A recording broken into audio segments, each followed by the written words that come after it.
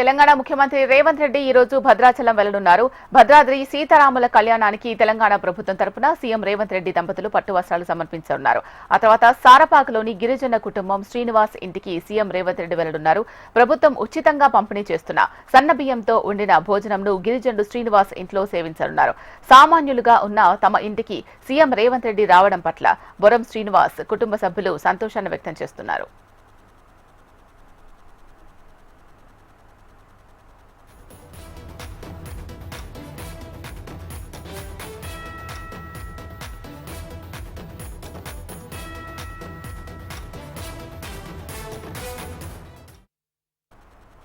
తెలంగాణ ముఖ్యమంత్రి రేవంత్ రెడ్డి ఈ రోజు భద్రాచలం వెళ్లనున్నారు. భద్రాద్రి సీతారాముల కళ్యాణానికి తెలంగాణ ప్రభుత్వం తరపున సీఎం రేవంత్ రెడ్డి దంపతులు పట్టు వస్త్రాలు సమర్పించనున్నారు.